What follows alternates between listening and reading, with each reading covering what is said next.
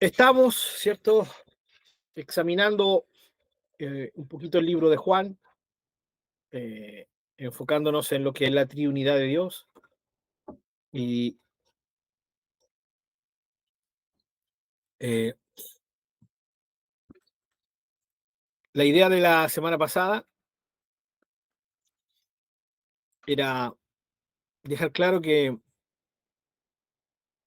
el Nuevo Testamento nos revela que la triunidad de Dios, la Trinidad eh, no se debe sujetar a un versículo, sino a toda la revelación de Dios. Eh, Quiero partir con este pensamiento, hermanos, esta noche. Eh, la doctrina de la Trinidad, de la Trinidad de Dios, eh, al igual que cualquier otra doctrina, se basa en la revelación completa de la Biblia. ¿Sí?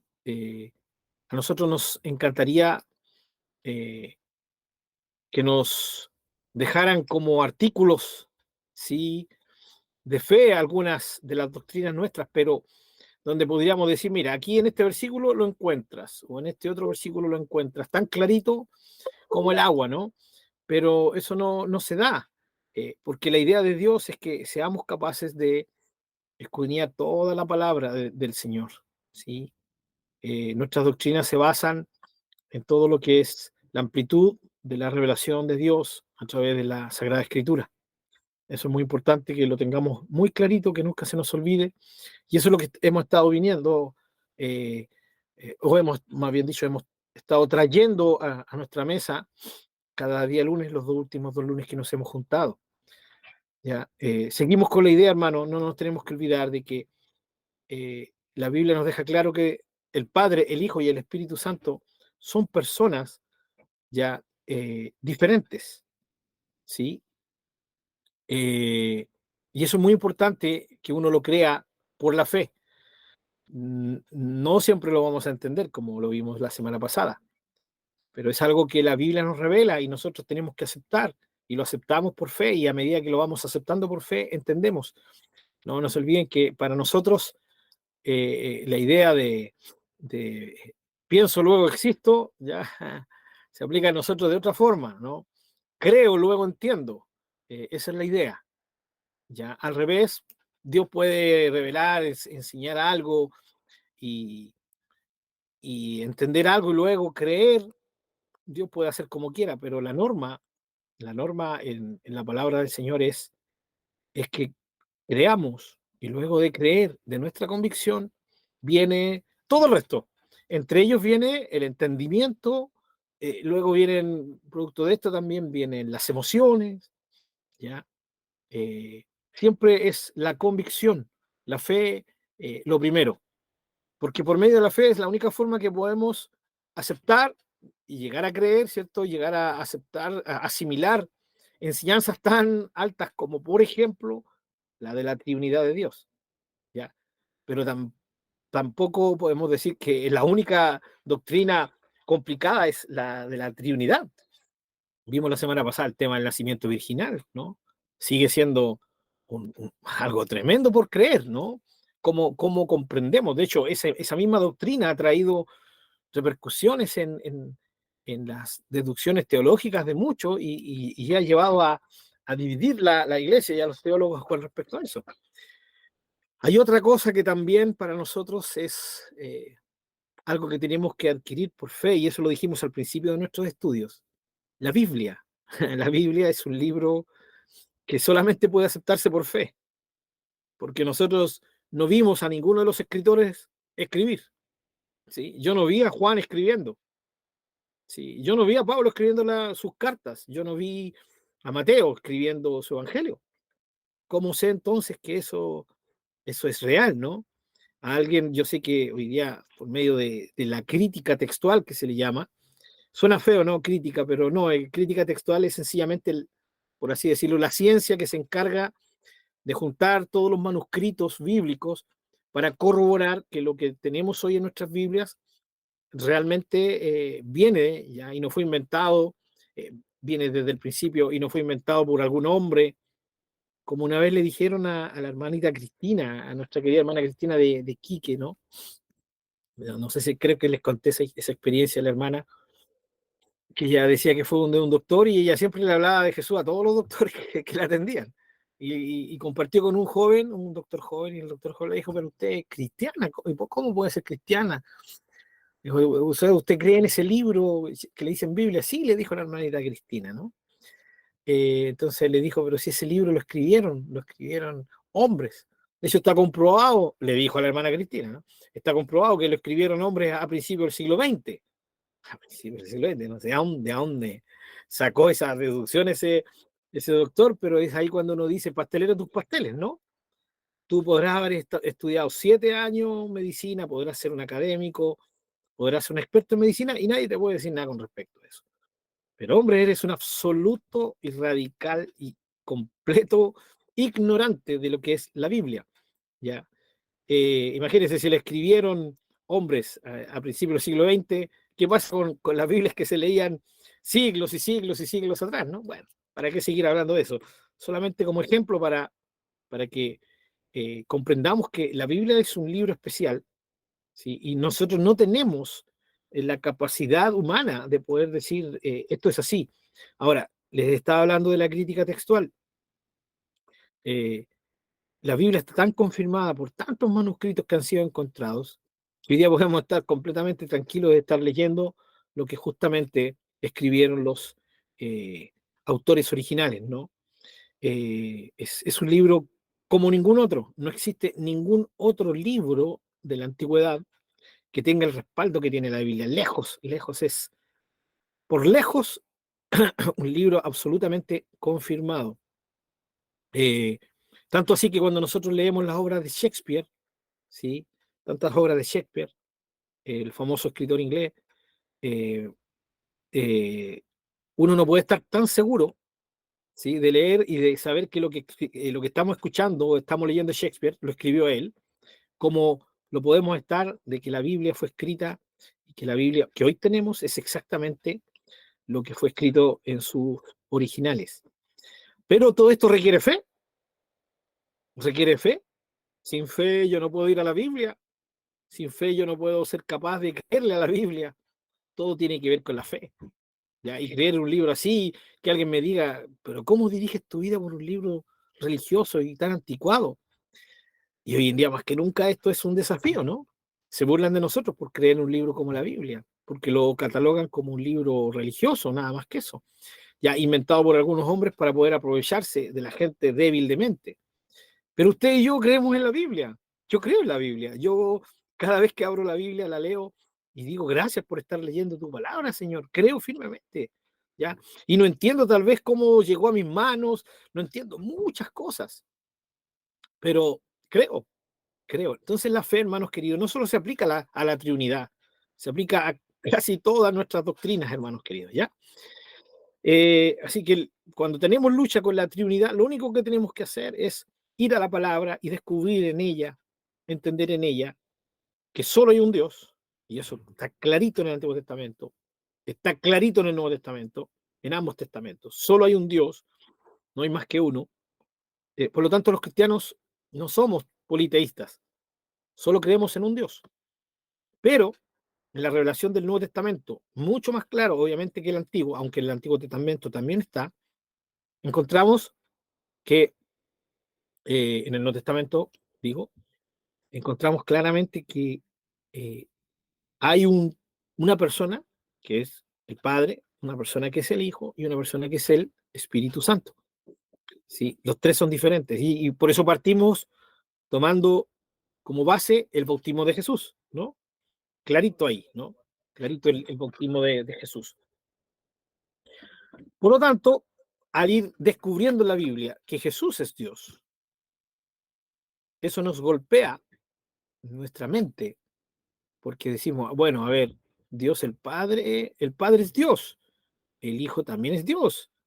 Entonces, la misma palabra nos impide deducir y decir, a ver, son dos dioses, porque quedó clarito que solo hay un Dios. Entonces, si el Padre es Dios, el Hijo es Dios, Entonces aquí tenemos un problema mental, un problema de racionamiento, de raciocinio, de razón, aquí, ¿ya? Pero la fe va más allá que de esto, ¿no? La fe tiene que ver con la convicción de todo el ser y la convicción en que la palabra de Dios, ¿verdad? Entonces yo solamente puedo tomar un camino y decir, bueno, el Padre es Dios, el Hijo es Dios. Wow, entonces no pueden ser dos dioses, son un solo Dios. Y ahí comienzo a entender por la fe de que son dos personas, ¿sí? Es solo un Dios, pero que está y se ha revelado, ¿ya? Y se manifiesta en, bueno, para nosotros la Trinidad, en tres personas. Pero como estamos viendo a Jesús, hasta este momento, decimos, mínimo se revelan dos personas, claramente, dos personas claramente diferentes, pero que a la vez, al entender que ambos son Dios, la esencia de ellos es la misma, su naturaleza es la misma, sus propósitos son los mismos, ¿ya? Pero pueden ser absolutamente distinguibles uno de los otros, ¿ya? Uno del otro.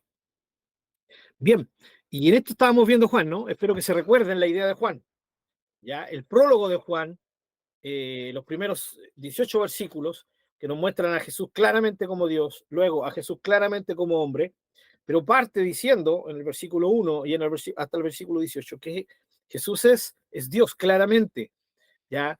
O sea, esto ya nos debería dejar absolutamente convencidos de que el Señor Jesucristo es Dios, ¿ya? Juan, eh, veamos, por ejemplo, algunos otros. Entremos al libro de Juan, ¿les parece, por favor? Para ver solamente algunos ejemplos más, ¿ya?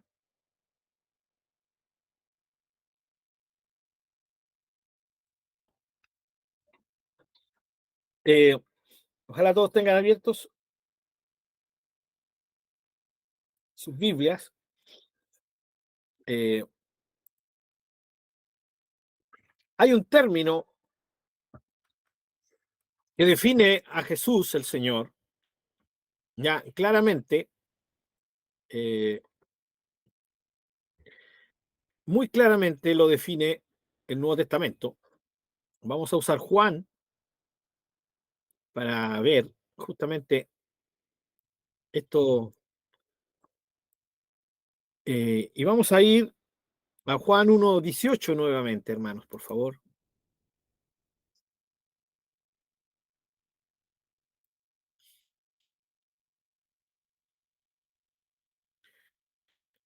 Cuando uno lee el libro de Juan, se da cuenta que el verbo Jesús, como lo vimos en el prólogo, ¿no? Parte hablando del verbo, ¿sí? Luego, claramente, habla de Jesucristo, ¿sí? Después de hablar de la encarnación de Dios, del verbo, de que el verbo se hizo carne, ya lo nombra Juan directamente como Jesucristo el Señor. ¿Sí? Y en el versículo 18 de Juan, dice, nadie ha visto jamás a Dios. Sí, espero que lo tengan y lo puedan estar leyendo. Nadie ha visto jamás a Dios. ¿Ya? Voy a leer en la Reina Valera. A Dios nadie le vio jamás. Esto está clarito, ¿no? Creo que de una u otra manera todos sabemos que esto es una realidad. Nadie ha visto a Dios jamás. Nadie. Eh, Dios le dijo a Moisés, nadie ha visto mi rostro, porque si alguien me viera, no podría verme, sino moriría, ¿no? Juan dice claramente que a Dios nadie le ha visto, pero dice que el unigénito Hijo, y como dice, sí, en las versiones más actuales, el unigénito Hijo, que es Dios, ya lo vimos, dice que está en el seno del Padre, le ha dado a conocer. ¿Quién ha dado a conocer a ese ser que nadie ha visto? El Hijo. Y aquí se le denomina como el unigénito Hijo, ¿sí? Hijo unigénito. Hijo unigénito está hablando del Hijo de Dios, ¿sí? Hijo de Dios. Eh, y este es el título que quiero que examinemos. Hijo de Dios. ¿Hermano Marcelo o hermana Sandita? Hermano Marcelo. Sí, o sea, una consulta nomás. Cuando se muestra a Moisés, o sea, cuando Moisés le dice, muéstrame tu gloria, y el Señor, ¿no es cierto?, pasa, a él lo colocan en la peña, ¿no es cierto?, en una parte de la roca, Sí. cubre esa roca y después dice que le ve las espaldas. Ujú. Eso sería como una, sería una teofanía, o sea, una, Cristo, ¿sería Cristo al que vio, o las espaldas de Cristo? Sí. ¿O cómo se interpretaría esa parte? Sí, creo que el enfoque es entender espaldas, ya no necesariamente como espaldas humanas. Recuerden que cuando vimos los atributos de Dios, Dios es espíritu, por lo tanto no tiene una espalda como la nuestra. Ya aparte que en el contexto es claramente la parte postrera de Dios, ¿no? Su gloria es la que pasa. Entonces, espalda en ese contexto, sencillamente lo que vio Moisés, o más bien dicho, porque nosotros vemos que fue Dios el que le dijo, verás mis espaldas.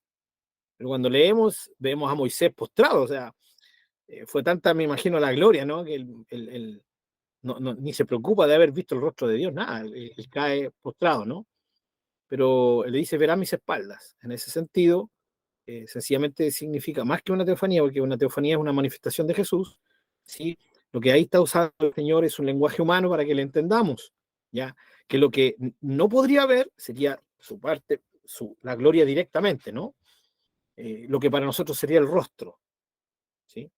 Por ahí, en ese contexto, el Señor le dice, no vas a poder ver mi rostro, es claro el Señor, ya Moisés, serás muy amigo mío, ¿sí? Tendré mucha gracia para ti, serás muy especial, te quiero mucho, pero no puedes ver mi rostro, ¿ya? Entonces le dice, pero sí verás mis espaldas. Por lo tanto, lo que el Señor le está diciendo es que pasó la gloria por delante de Moisés y él no pudo estar de frente ante la gloria del Señor, sino que después que pasa la gloria de Dios, recién Moisés podría ver la parte, ¿cierto?, postrera o posterior de la gloria de Dios. ¿Ya? ¿De dónde sacó esto? ¿De dónde saca eso, hermano Pablo? ¿Ya? Una, lo sacamos claramente de lo que aprendimos sobre que Dios es espíritu. Si lo sacamos claramente de que la gloria de Dios llenaba el templo, y siempre se habla de la gloria de Dios, la presencia de Dios, ¿no? Llenó el templo, llenó el tabernáculo, ¿sí? Se manifestaba la gloria de Dios. Entonces, siempre la gloria de Dios fue manifestada no como literalmente un cuerpo, ¿sí? Nunca se dice que era un cuerpo, ¿no? Y ahí es donde podemos entrar, ¿cierto?, lo que es una cristofanía, una teofanía, que no es nada más que cuando el Señor toma un cuerpo o se manifiesta, Dios de una forma visible, y lo vemos cuando Él toma forma humana. Eso es otra cosa muy, muy diferente. Vuelvo a decir, Dios es espíritu, eso lo deja clarito el Nuevo Testamento, Jesús lo enseñó, Jesús también enseñó y dijo muy claro que un espíritu no tiene miembros corporales como los nuestros. Entonces, ese es el contexto de las espaldas del Señor. ¿Sí, hermano Marcelo? Es a eso lo que se refiere ahí, ¿ya? Ahora, justamente basándonos en esto, entendemos que no hay ser humano que pueda ver a Dios. ¿Sí? Nadie puede estar delante de Dios. Ahora, por eso, ni aun Moisés, ni aun Moisés podía estar delante de la gloria de Dios así directamente. Imagínense que él estuvo delante de la gloria de Dios 40 días arriba en el cerro. Primero estuvo una vez, luego estuvo por segunda vez, eh, y él en ningún momento vio el rostro de Dios. Sin embargo, era tan poderosa la presencia, la gloria de Dios, que cuando Moisés la segunda oportunidad baja con su cara resplandeciente, ¿no? ¿Se recuerdan de eso? ¿Sí? Y fue tanto que la gente le pidió, porque no podían mirarlo al rostro a Moisés, producto de la, entre comillas, de la radiación que producía su rostro, y él tuvo que ponerse un velo, o sea, cubrir su rostro. Y obviamente eh, eso muestra que Moisés estuvo muy cercano al Señor, pero por supuesto no vio el rostro de Dios. ¿Sí? Pablo deja muy claro que a Dios nadie le ha visto jamás. Ya Juan lo dice, clarito lo dice. Entonces el Nuevo Testamento nos deja claro que el ser de Dios no podemos para nada imaginarnos imaginarlos como un ser humano, porque es un ser humano. ¿Sí? Eso con respecto a esto, ¿no?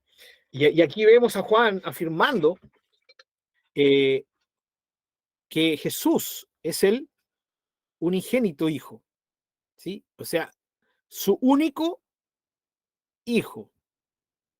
Esto, este término, mis queridos hermanos, es muy importante para entender el tema de Jesús, entender la persona de nuestro Señor Jesucristo. Él es el único hijo, ¿sí? Dice así en nuestras Biblias, ¿no? Juan 3:16, ¿se recuerdan? De tal manera amó Dios al mundo que ha dado su hijo unigénito, único hijo, ¿ya? En el versículo capítulo 3, ya que estoy citando Juan 3:16,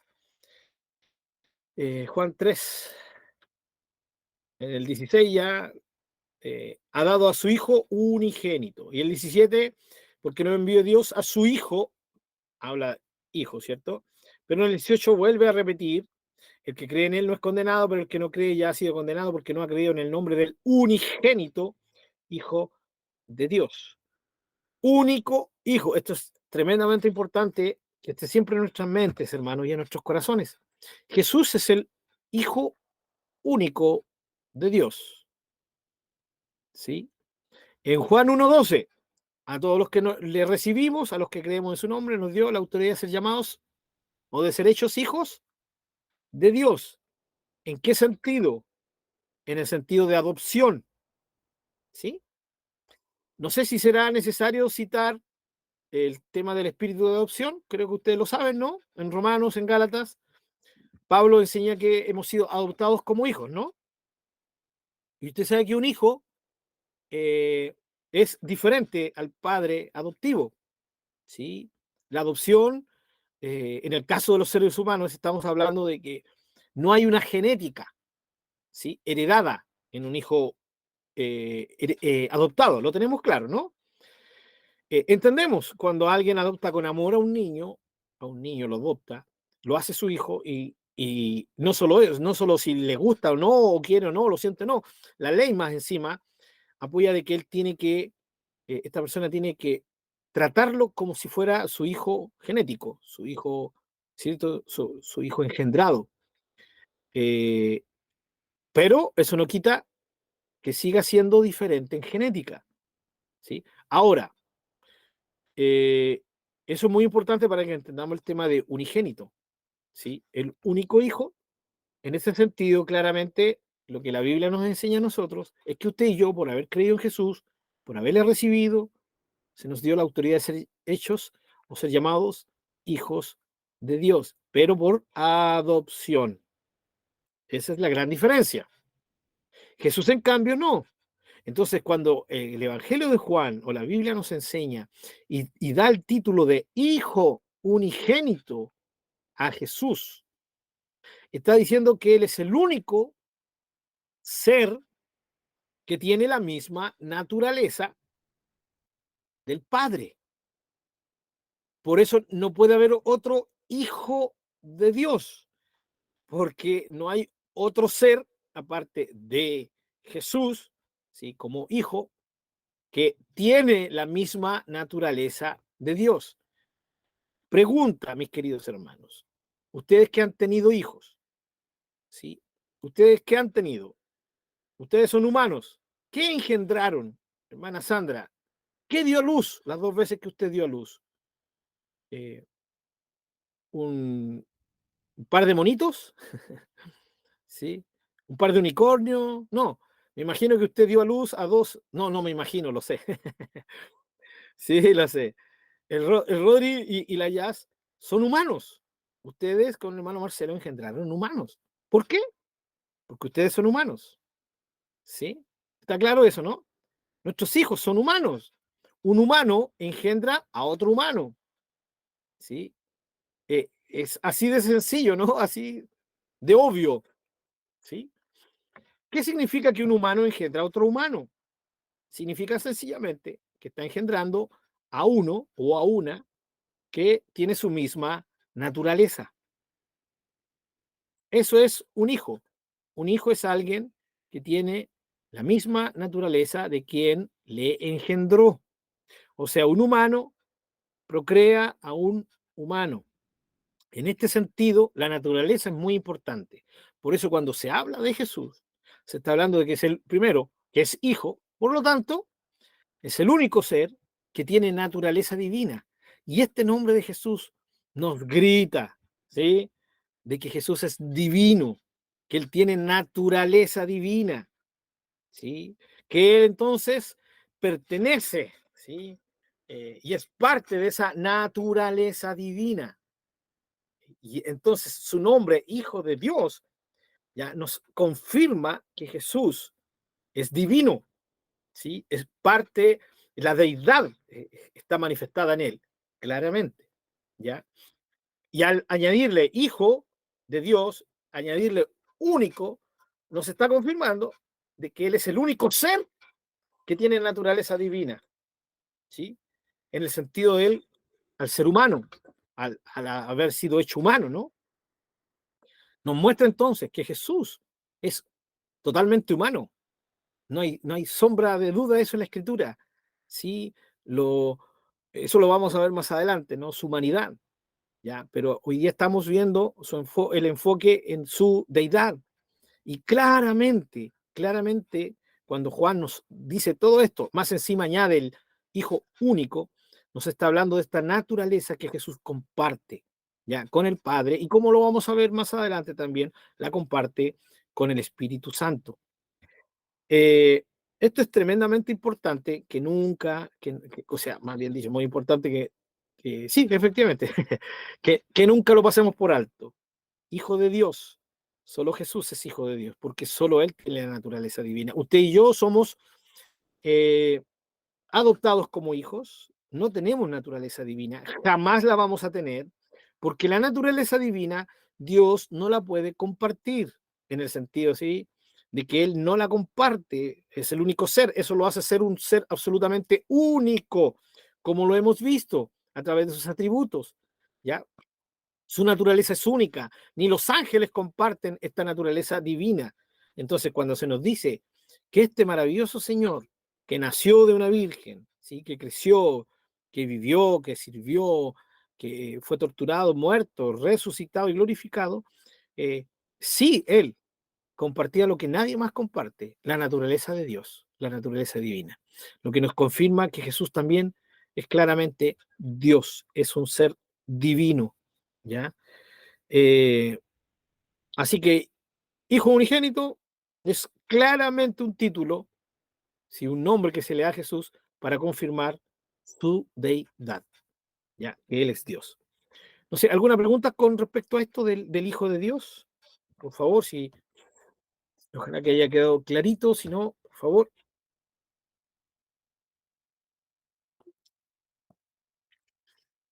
Bien, veamos capítulo 3, versículo 35.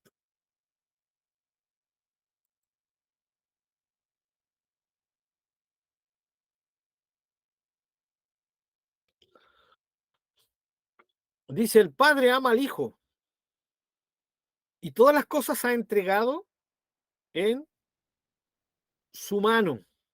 Así dice nuestras Biblias, ¿no? Juan 3:35. El Padre ama al Hijo. Ahí está clarito. Durante nuestra lectura de Juan vamos a ver claramente que el Padre es uno, el Hijo es otro. Pero también a medida que vamos leyendo el libro de Juan nos vamos dando cuenta que también uno es Dios, el otro también es Dios. Esto es muy importante que lo vayamos entendiendo. ¿Ya? Juan va de la mano con estos dos puntos. Son diferentes. Aquí está el Padre, aquí está el Hijo, pero ambos tienen naturaleza divina. En este versículo nos dice que el Padre ama al Hijo y dice que todas las cosas ha entregado en su mano. Esto es muy importante para comprender que Jesús es Dios también.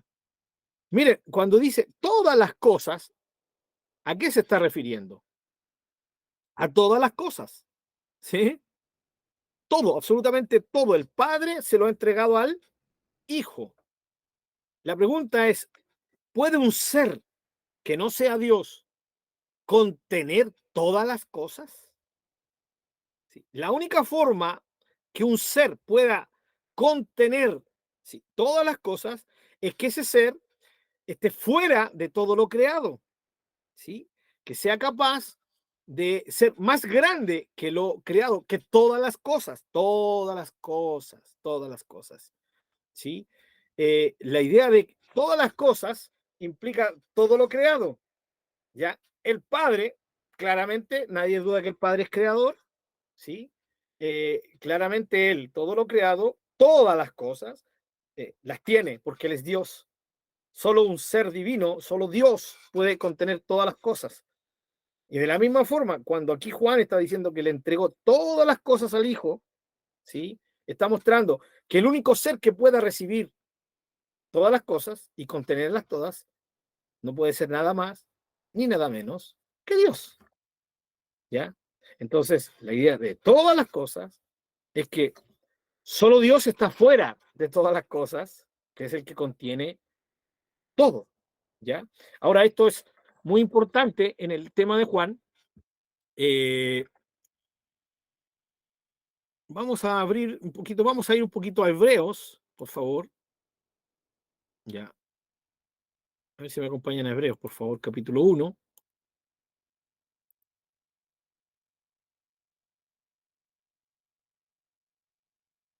El versículo 2, 1, 2.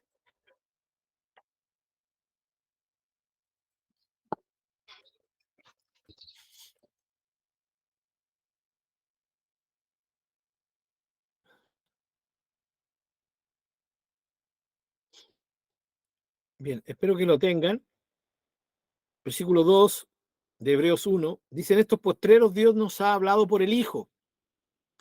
Miren el título que le da el escritor de Hebreos: Hijo.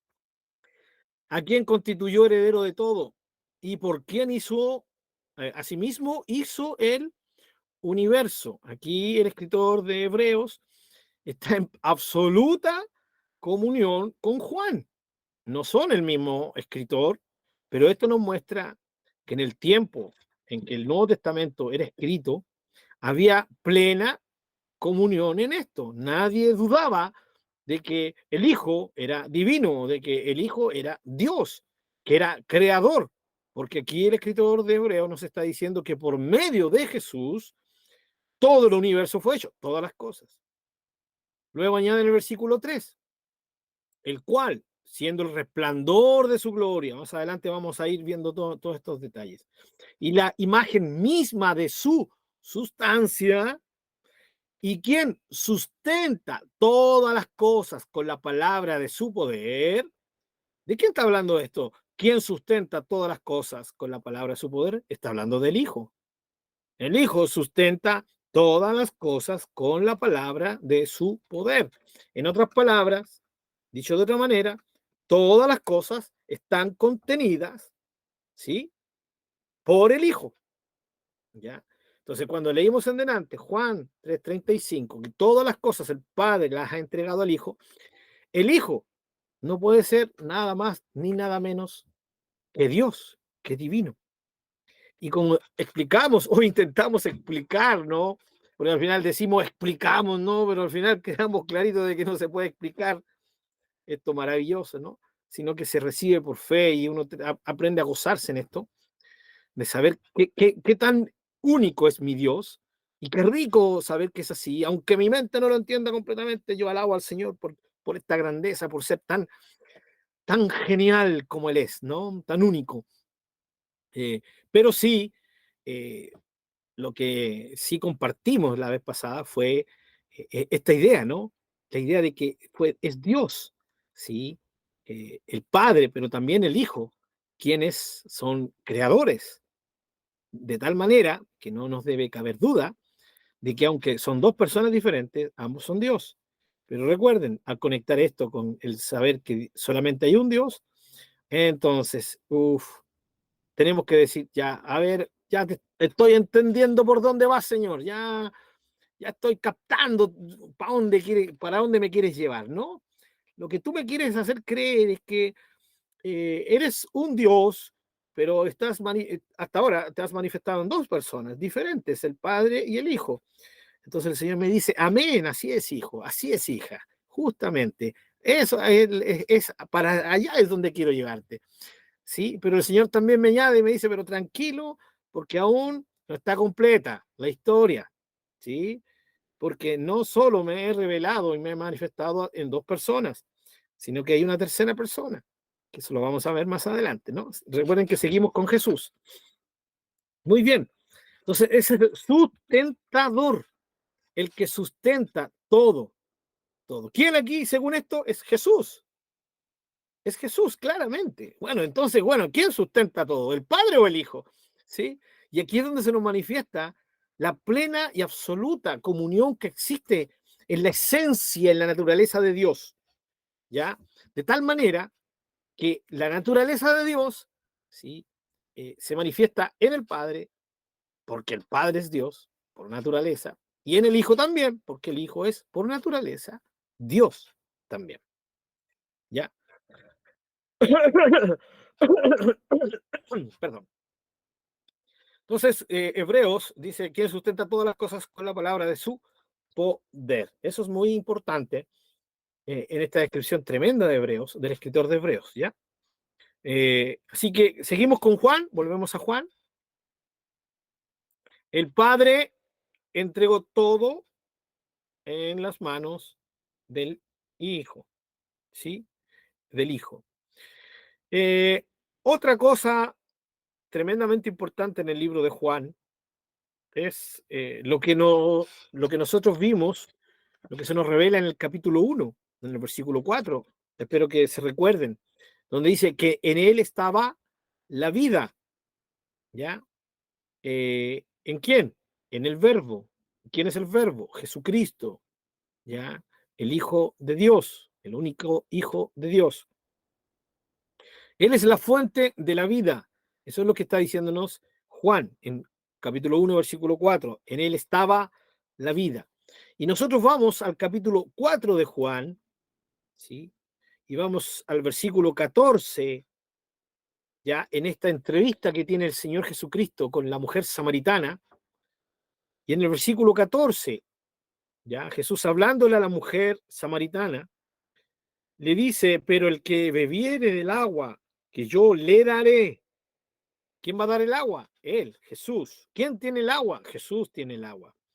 No tendrá sed jamás, sino que el agua que yo le daré será en él una fuente de agua que salte para vida eterna.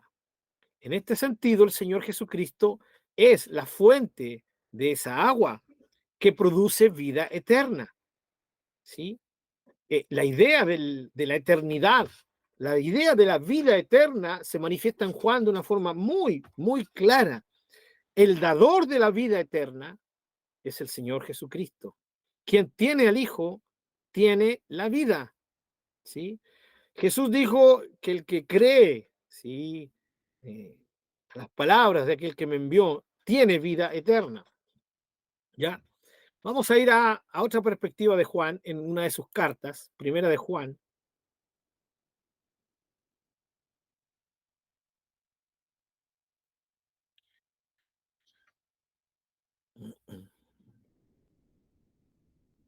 Capítulo 5, por favor, hermanos.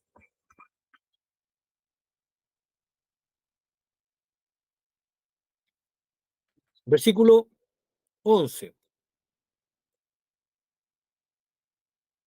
Primera de Juan, capítulo 5, versículo 11. Dice, espero que lo tengan, y este es el testimonio, que Dios nos ha dado vida eterna. Ese es el pensamiento de Juan. El Evangelio de Juan es lo mismo. ¿Sí? Sigue siendo el mismo pensamiento, porque es el mismo escritor. El Evangelio de Juan a su carta. Y aquí Juan dice que este es el testimonio, ¿sí? Que se nos ha dado de Jesús, que Dios nos ha dado vida eterna. Y esta vida, ¿qué vida? La vida eterna está en su Hijo. Jesús es la fuente de la vida, ¿sí? De Él viene la vida. Y hermanos, no solo en el sentido de cuando Jesús muere y nos da vida, ¿no? No, no, es desde siempre. La vida misma proviene de Él, ¿ya? Ahora, es interesante que lo que Juan está diciendo aquí en su primera carta es que Dios nos ha dado vida eterna. Y esta vida, la vida eterna está en su Hijo. Y luego añade, el que tiene al Hijo, tiene la vida. El que no tiene al Hijo de Dios, no tiene la vida. Ahora, lo interesante y lo maravilloso de esto, mis queridos hermanos, es que yo no sé si ustedes logran ver lo radical de esto, ¿no? Yo, eh, yo no puedo dejar de asombrarme de lo radical que es Juan. Juan no da cabida a ninguna duda sobre esto. Juan está diciendo que Jesús es la fuente de la vida eterna. ¿Sí? Así de radical. ¿Ya? Y es tan radical, Juan, que dice que la única forma que tú y yo tengamos vida es que tengamos al Hijo. No hay otra manera. Si tienes a Jesús, tienes vida eterna. Si no tienes a Jesús, no tienes vida eterna. Espero que lo estén viendo igual que yo en este sentido, ¿no? ¿Qué nos está diciendo Juan? Bueno, lo mismo que nos dijo en su evangelio, que todo depende de Jesús, el Señor. Que Jesús es el centro de todo lo que somos, ¿ya? De lo que vamos a hacer. La eternidad nuestra depende de Jesús. La vida eterna viene de Jesús. Si no tengo a Jesús, no tengo nada porque no tengo vida eterna. La vida de Dios está en mí por medio de Jesús. Pero no solo porque Jesús ha venido a habitar en mí, sino que Jesús es quien me da la vida. Él mismo es la vida, pero a la vez es el que me imparte la vida. Es la fuente de la vida. Mis queridos hermanos, el verdadero cristianismo, y por favor escúchenme bien esto, que es muy importante, y le voy a dar la pasada ahora a mi hermano Marcelo. El cristianismo depende de Jesucristo y de nada ni nadie más. Y aquí obviamente no excluimos ni al Padre ni al Espíritu Santo porque son Dios. Aquí está lo maravilloso de la Trinidad. Por eso nosotros no somos unitarios. Por eso no somos solo Jesús. ¿Sí? Nosotros creemos en un Dios triuno. Y cuando centramos todo en la persona de Jesús, no estamos ignorando ni al Padre ni al Espíritu Santo, sino que por voluntad del Dios triuno es Jesús quien nos da vida. Por eso todo debe nacer en nuestras vidas de Jesucristo. Y aquí, permítanme ser muy también en consecuencia con lo radical que fue Juan. Hermano, no depende, querido hermano, no depende ni de la iglesia. No depende de la iglesia. ¿Saben? Ustedes dentro de las normas que la Iglesia Católica tiene es que nadie es salvo fuera de la iglesia. ¿Y de dónde viene esa enseñanza? ¿Sí? Viene de una exageración de lo que es la iglesia. ¿Sí? En el sentido de que, ¿qué es la iglesia? La iglesia es el cuerpo de Cristo. Entonces se deduce, ¿no? Que si somos el cuerpo de Cristo, si no estás en el cuerpo de Cristo, ¿ya? No estás en la iglesia, porque la iglesia es el cuerpo de Cristo, ¿sí? Y si no estás en el cuerpo de Cristo, no estás en Jesús. Por lo tanto, estar dentro de la iglesia o estar fuera de la iglesia es lo mismo que estar dentro o fuera de Jesús. Pero hay un problema con esto. ¿Y saben cuál es el problema? Que no se entiende, que nunca fue la idea de Pablo decirnos que un cristiano verdadero depende por esencia de la iglesia. Porque eso significaría que la iglesia es indispensable en esto. Pero también se está ignorando que la iglesia es producto de la obra de Jesús. Y cuando la Biblia nos enseña, y Pablo especialmente en su teología nos enseña que somos el cuerpo de Cristo, no es para que nosotros digamos, nosotros somos tan imprescindibles porque yo soy un miembro del cuerpo de Cristo, así que soy imprescindible. No, tú no eres imprescindible. Solo Jesús es imprescindible. Solo Jesús es imprescindible. Miren, mi adoración, tu adoración, mis ofrendas, tus ofrendas, todo eso es parte sencillamente de entender de que el Señor merece todo esto, pero no depende. Mi vida no depende de que si yo doy o no doy. Mi vida depende si tengo o no a Jesús. Jesús es la única y la final razón de todo lo que soy, de todo lo que puedo proyectarme. Es el Señor Jesucristo. Y hoy día, ¿qué es lo que hace la iglesia? La iglesia se funde en 1000 situaciones, muchas situaciones, que hay que hacer esto, que hay que hacer este otro, que tenemos que tener estas normas. Sí, sí, dígame que no es así. Sí. Y las vemos como importantes. Y la verdad es que, hermanos, y con esto terrible y esta tremenda blasfemia que voy a decir, le voy a dar la base a mi hermano Marcelo. Ninguna de esas cosas sirven para nada. Ya mi hermano Marcelo, dele. No, hablando de, como usted está justamente hablando de lo radical que era Juan con respecto a que en Cristo está la vida, ¿no es cierto? Y todo depende de él. Claro, fue bien radical porque fue Jesús mismo quien, bueno, él escuchó a Jesús mismo decirlo cuando, ¿no es cierto? Ahora hay en Juan 17:3, ¿no es cierto? Que ora por sus discípulos y el mismo Señor lo dice, y esta es la vida eterna, que te conozcan a ti, el único Dios verdadero, y a Jesucristo a quien has enviado. Entonces, él estaba diciendo ahí que él era la vida eterna. Así es, Y ahí vemos también la comunión del Padre con el Hijo, totalmente. porque Dios es la vida eterna y el Hijo, Jesucristo, la vida eterna. Así es. Eso. Así es. Muchas gracias, hermano Marcelo. Clarito, muy clarito, hermanos queridos. Pero, ¿qué ocurre? Que cuando nosotros no meditamos sobre la vida eterna, ¿sí? Se corre el riesgo de malinterpretar la vida eterna. Y para tantos cristianos, vida eterna, ¿qué significa? Nada más que, no me voy a morir, ¿sí? Voy a estar vivo eternamente. Qué definición más pobre, hermano, más pobre de lo que es vida eterna. Mi hermano Marcelo lo ha dejado muy, pero muy clarito, ya, muy clarito en el sentido de que es Jesús, ¿sí? Es Jesús. Y el Padre y el Hijo, en perfecta comunión, quienes son la vida eterna. Estamos en continuación con nuestro tema de la Trinidad de Dios. Nos estamos enfocando en el Hijo, ¿no? En el Señor Jesucristo. Y estábamos hablando de esta blasfemia que dije recién, de que ir al templo, ofrendar, adorar, servir, no sirve para ni una lecera. No sirve de nada. Hermano, no sé si usted sabrá, pero hay cuánta gente que va y hace esto en los templos. Es impresionante la cantidad de gente, hermano. ¿Ya? Van, diezman, ofrendan, adoran, ¿ya? Levantan sus manos, sirven, llegan a ser pastores, llegan a ser, bueno, los que creen en las pastoras, llegan a ser pastoras, evangelistas, misioneros, y tremendos cargos en las iglesias, tremendas responsabilidades, como se le llama hoy día, un tremendo ministerio. Este hombre, esta mujer de Dios tienen una unción poderosa en su ministerio, y todo eso, ¿y de qué sirve todo eso? No sirve de nada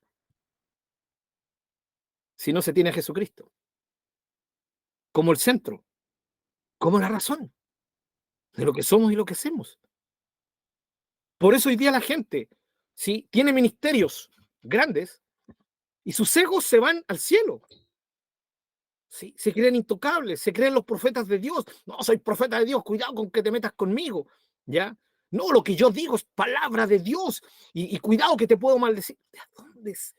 ¿En qué momento la gente dejó de mirar a Jesucristo como la única fuente de la vida? No necesitamos a nadie más que a Jesús, mis queridos hermanos. Pero toda mi vida es una mera vida religiosa si elijo Jesús no es el centro de mi vida. Vida religiosa. Hermanos, vuelvo a decir, yo no sé cuánto tiempo usted lleva en el Señor. Yo llevo hartos años, como 37 años de ser, entre comillas, evangélico, ¿no? Dentro de eso, ¿cierto? También una buena cantidad de ser realmente cristiano, de haber conocido al Señor. Pero a través de toda mi vida he conocido mucha gente y sigo conociendo gente que va a nuestros templos y no han logrado entender que todo depende de Jesucristo. Que si no tengo una relación con Él, no sirve de nada lo que yo pueda hacer. Nada, de nada. Si yo no estoy manteniendo día a día una relación con Jesucristo, mi vida no tiene ni un fruto. ¿Cómo que no, hermano? Y todo lo que he logrado hacer, ¿ya? ¿Pero lo hiciste en Jesús? ¿Nació de Jesucristo lo que hiciste? ¿O nació de ti? Esa es la gran diferencia, ¿no? Creo yo que es la gran diferencia, ¿ya?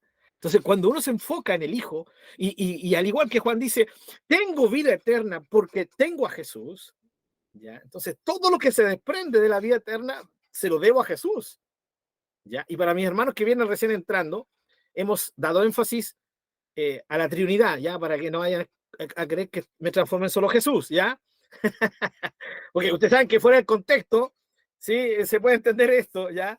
Así que, no, para nada, para nada. Estamos viendo el Hijo, por eso nos estamos centrando en el Hijo, ¿ya?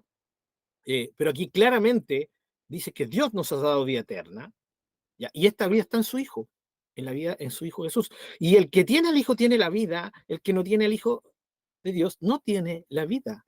Es la misma idea de Juan en el Evangelio. Son las mismas palabras de Jesús cuando nos relata, sí, la parábola maravillosa de la vid verdadera, ¿ya? Donde nos dice que nosotros somos los pámpanos y que separados de él nada podemos hacer. La vida cristiana solo debe enfocarse en un punto: dependencia total del Señor Jesucristo. Y si no somos capaces de ver esto, hermano, vamos a vivir vidas meramente religiosas, ¿sí? Y quiero confesarles algo, mis queridos hermanos, ¿ya? Yo he escuchado que hay gente que dice, no, el hermano Pablo enseña tan bonito, ¿sí? No, me gusta cómo enseña el hermano Pablo. Ese es mi hermano, ese es mi pastor, como dicen algunos. Uy, ¿y saben qué, queridos hermanos? Eh, si Jesucristo no estuviera, no sé, ¿de qué sirve que yo esté enseñando? No sé si me entienden, ¿no? O sea, qué gloria yo me puedo llevar, por más que me tiren flores. Y hermanos queridos, me han tirado cualquier flor estos últimos días, hermano. Estoy por los cielos, hermano querido. ¿Ya? Bueno, esto va a tener que el Jairo editarlo, parece, ¿no? ¿Ya? Oh, no, que el hermano Pablo, wow. Casi me la creo. Casi me la creo, hermano. Casi. El día iba a llegar con aureola aquí, un resplandor, y me iba a poner una manta, ¿no? Y usted me iba a preguntar, ¿por qué, hermano? Y ahí yo le iba a decir, no, es que estoy muy cerca de la presencia de Dios. Hermanos queridos, qué gloria tiene el hombre si no tiene nada, si no está la vida que es Jesús. Todo lo que tenemos hoy debe provenir de él. Así es la radicalidad de Juan con respecto al Señor Jesucristo. No podía ser de otra manera. Cuando él escribe su evangelio y escribe sus cartas, sí, es como lo que se supone, él ya estaba viejito, entrado en años, como lo vimos al comenzar, ¿cierto? El estudio de Juan, para ver el prólogo, ¿no? Y algunos versículos de Juan que lo estamos viendo. Era un hombre experimentado, ¿sí? Con su mente. No era ese jovencito, ¿sí? De cuando conoció al maestro. Ya no era ese jovencito. Era un hombre que había pasado años y años y años meditando en las palabras del Señor Jesucristo que él mismo escuchó, que no se las contó nadie, que él mismo escuchó. Y más encima, las que el Espíritu Santo le fue recordando a través de toda su vida.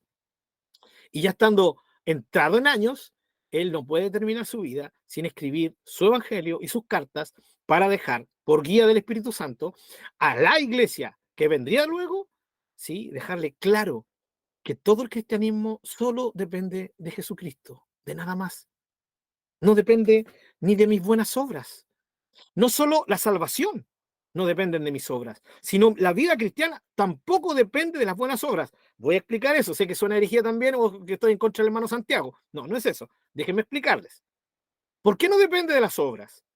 Porque no depende, hermanos queridos, del esfuerzo sobrenatural que tú y yo hagamos, sino sencillamente depende de tu obediencia y mi obediencia a hacer las obras que Dios preparó de antemano para que yo hiciera. O sea, en otras palabras, lo que tú tienes que hacer y lo que yo tengo que hacer es dar el paso. Ahora, ¿a qué me recuerda esto? Lo mismo la salvación. La salvación fue concretada por Jesucristo el Señor. Consumado es, ¿cierto? Está lista la salvación. Fue concretada, no hay nada que añadirle a la salvación de Jesús. Y es esa salvación completa que el Señor ha venido a ofrecerme, ¿sí? A entregarme. Cree y recibe, ¿no? Son las cosas claves en el Evangelio de Juan. Cree, recibe, ¿sí? Cree. recibe. La fe no es una obra en sí misma. La fe solamente es la acción de recibir lo que ya está completo para nosotros, ¿no? O sea, dar el paso y recibir lo que el Señor ganó para nosotros. La vida cristiana hasta el final va a ser exactamente lo mismo. El Señor ha preparado obras para que nosotros las hagamos de antemano, según Pablo. Sí, Efesios capítulo 2, versículo 10. Desde antemano Él las preparó. ¿Qué es lo que tú tienes que hacer y lo que yo tengo que hacer? Es dar un paso de fe y obedecerle al Señor. ¿Sí? El que me ama, me obedecerá, guardará mis mandamientos. La vida cristiana tiene que ver con obediencia, con hacer, dar el paso que Dios nos dé, que nos diga que demos y que nosotros lo demos. Entonces, en ese sentido, ¿sí? Las buenas obras, ¿en qué van a terminar? Las tuyas. Ahora, tú las haces, yo las hago. Eso es muy importante, ¿ya? Yo no estoy diciendo que el Señor las hace, no, no. Él las preparó. Él dijo, mira, Marcelo, mira, Raúl, ¿sí? Eh, quien sea, cada uno de nosotros, mira, Jacqueline. Estas son las obras que yo quiero que tú hagas, ¿sí? Para que las hagas, te he dado mi Espíritu Santo, su poder, su fuerza, sus dones, ¿sí? Su gracia. Yo estoy por medio del Espíritu Santo habitando en ti. Tú eres mi templo. Por lo tanto, tienes todo a tu favor. Lo único que tú tienes que hacer es dar el paso. Actúa, hazlo, ¿sí? Entonces, yo vengo y digo, Señor, correcto. De tal manera voy a empezar a obrar que al final, ¿qué es lo que voy a hacer? Voy a llegar a un solo punto, decir, Señor Jesucristo, lo hice, pero fue en ti, por ti y para ti, ¿sí? De tal manera que no hay gloria que yo me pueda llevar, ¿sí? No hay gloria. ¿Qué gloria me puedo llevar? ¿Qué alabanza me puedo llevar yo? Por más que me sobe en la espalda, ¿sí? No sirve de nada. Todo es basura. Todo es basura cuando no nos centramos en Jesús. Queridos hermanos, ¿sí? Con todo respeto se los digo, ¿ya? Cada vez que vamos a un templo y Jesucristo no ha estado en el centro de mi vida en esa reunión, fue basura. Nada más que basura. No sirvió de nada, porque usted sabe qué es lo que es basura. Es lo que no sirve, ¿o no? No sirve, inservible. No sirvió de nada. No, como tanto, hermano Pablo. Bueno, Juan fue radical, ¿sí? Al decirnos que Jesús es la vida. Es Jesús quien produce todo. Entonces, la vida cristiana solo toma sentido cuando Jesucristo, el Hijo, es nuestro centro, nuestra razón, nuestro por qué, nuestro para qué. Todo tiene que ver con él, con el Señor Jesucristo, mis queridos hermanos. Y con nada ni nadie más. Todo el resto brota de Él y de mi relación con Él. ¿Voy a un culto? Correcto, congreguémonos, no dejemos de congregarnos. ¿Sí? Si no es en un templo, ya, en nuestras casas, cuando no podemos ir a un templo, ¿sí? Busquemos estar juntos con otros hermanos. Sí, correcto, maravilloso. Diezmemos, ya, los que quieren, los que les gusta el diezmo, los que no están de acuerdo con el diezmo, ni un problema, denle nomás. Sí, ofrendemos, sí, cantemos, adoremos, evangelicemos, todo eso, pero todo eso debe provenir de mi relación con Jesús. Les vuelvo a decir, con esto quiero terminar mi prédica, porque parece que hoy día me puse predicador. Con esto termino la prédica, pero sigo con el estudio. ¿Ya? Eh, Déjenme decirles que no hay absolutamente nada, mis queridos hermanos. No hay nada bueno que nazca, sino nace de aquel que es la vida en nosotros, ¿ya? Que es el Señor Jesucristo. Y les recuerdo lo que les dije un tiempecito atrás en este estudio. ¿Cuánta gente, hermanos? ¿Cuánta gente tiene su perspectiva en tantas cosas? ¿Sí? Eh, y yo no entiendo cómo la gente no puede darse cuenta de cosas tan obvias, pero después yo mismo me respondo, ¿no? Eh, y claro, solo hay una razón de que la gente no entienda, es porque ha perdido su perspectiva del Señor Jesucristo, ¿sí? Me tocó este domingo acompañar dentro de la música, acompañé la música en la iglesia donde estoy, eh, y acompañarnos con un canto al grupo de música, una canción aparentemente bien conocida, No de las típicas de estos grupos australianos o gringos, europeos, ¿ya? Aparentemente es de un cantante español, o sea, hispanohablante. Ya, yo dije voy a buscarlo en YouTube, lo busqué y grave error, pues no tendría que haberlo abierto el video. Después cuando tocamos la canción, me costó un mundo concentrarme y dedicárselo al Señor Jesucristo, porque se me quedó aquí en la retina al tipo, bueno, a este hermano, perdonen que diga tipo, perdón, me retracto, a este hermano, ¿no? En un escenario, ¿sí? Cantando este tema, aparentemente el autor, porque no quise ni seguir indagando, hermano, ¿ya? Y él en un escenario, ¿no? Todo el grupo musical atrás, lo típico, ¿no? Pero también con una entrada, así como en Viña del Mar, no sé si se han fijado cuando los cantantes van y se acercan más a la gente a través de unos pasadizos, ¿ya? Y este hermano, voy a suponer que es hermano, sí, cantando, y toda la gente abajo mirándolo con las manos alzadas. Bueno, yo sé que me dirán, pero yo no la tenía las manos alzadas hacia el hermano. Sí, pero resulta que todas las manos van hacia él. O sea, ¿por qué no me doy vuelta? ¿No? ¿Por qué no le doy la espalda a él?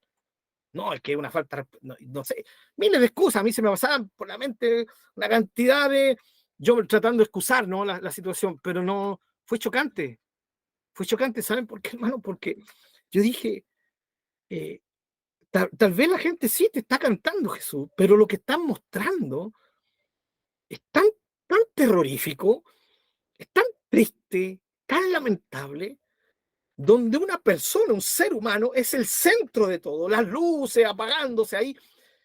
Y yo no quiero ser, no quiero que alguno de ustedes diga, te pusiste fariseo, hermano. ¿Ya?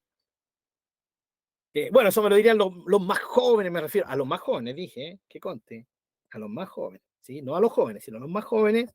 Ya, tal vez sí pensarían en eso porque están muy acostumbrados al tema del tema de la música. Yo no estoy en contra de la música, hermano. Pero saben que las cosas que nosotros hacemos muchas veces gritan lo que hay en nuestro corazón. ¿Sí? Un ejemplo cortito. Si una persona se baja a un púlpito después de haber predicado un tremendo mensaje de parte de Dios y acepta que le den gloria, acepta que lo aplaudan, acepta que digan cosas bonitas y esa persona sienta muy por dentro, sí, no es malo, ¿no? Esto hay un grave problema, porque está mostrando algo que no debería mostrar. Él puede llevarse parte de la gloria. La gloria solo le pertenece a aquel que es la vida. Entonces, fue chocante para mí ver a este hermano ahí, ya, y animaba a la gente, y vamos repitiendo. Sencillamente, creo que sería mucho más, le inspiraría más paz a mi mente, si viera ese hombre cantando ese tremendo canto, lo canta, imagínense, un canto de tipo moderno, hasta la iglesia pentecostal lo cantan, ya porque estoy buscando algunas otras versiones del mismo canto, pero eh, vuelvo a decir, lo que nosotros vivimos, lo que nosotros hacemos, es lo que muestra lo que hay en nuestros corazones. Y yo no entiendo cómo una persona puede decir que está adorando a Dios y viendo cómo la gente está debajo de él y todos están levantando sus manos hacia él. eh, mínimo, a mí me produciría un poco sí, de escalofríos y decirle, hermano, por favor, no. Ya. Recuerden, hermanos queridos, muchas veces proyectamos tantas cosas. Nuestros púlpitos muchas veces son tan gigantes, ¿no? Donde predicamos y a todos los miramos para abajo. Hermano, no tengo ningún problema que haya un púlpito grande, pero el que predica, ¿cómo? Cuando te toque compartir la palabra, mi querido hermano, mi querida hermana, y te toque subirte a un púlpito, y si los ves para abajo, jamás creas que tú eres importante porque estás sobre ellos, ¿no? Porque el único importante es el Señor Jesucristo. Entonces, me preocupa cuando comenzamos a hacer tantas cosas y, y nos excusamos en tantas cosas y no nos damos cuenta que las cosas que estamos haciendo no estamos permitiendo que la gente se enfoque en Jesús. Y aquí entra lo religioso, de lo que yo hablaba delante. ¿Saben? Jesús describió a los religiosos muy bien, ¿no? A través de los fariseos. ¿Qué es lo que hacían los fariseos? Los fariseos, dice Jesús, que se ponían ahí en la puerta, ¿sí? De tal manera que no solamente ellos no entraban, sino que impedían que los otros entraran, ¿no? Que todas las cosas que hacen las hacen hipócritamente porque lo que quieren es que los vean a ellos, que los examinen a ellos. Entonces, entre más, entre más mi persona tome relevancia en un culto, hermano, va a ser imposible que la persona de Jesús tome su relevancia. Así de sencillo. Y en eso yo les cuento, miren, no les dije ni nombre, ¿sí? De nada. Solamente les dije un videito, ¿no? Puede ser cualquiera. Así que con esto no quiero hablar mal de nadie, solamente darles este ejemplo. Cuando Juan es radical en decirnos que todo depende de Jesús, hermanos, vuelvo a decirlo, si nosotros no estamos enfocados en Jesús, todo lo que vamos a hacer no va a servir de nada, no cumple un propósito. Porque el único propósito que cuenta aquí es que nuestra vida y todo lo que somos nazca del Señor Jesucristo, de tal manera que todo sea en Él, por Él y para Él. ¿Sí? Bien. eh, Continuamos con el estudio ahora. No sé si hay alguna pregunta, hermanos. Tal vez no estarán de acuerdo conmigo. Tienen toda la oportunidad de acotar algo si les ha quedado un poquito la duda. ¿Ya? Si no, vamos a seguir con el libro de Juan. Eh, el libro de Juan, ustedes saben, los que han leído el libro de Juan, tiene una cantidad de milagros. Todos los milagros que tienen el único fin de mostrarnos al Señor Jesucristo en todo su esplendor, confirmando al final que Él es Dios. ¿Ya? Eh, no es un estudio de Juan el que estamos haciendo, solamente estábamos viendo algunos aspectos, ¿no? Eh, en Juan, vamos a ir a Juan de nuevo.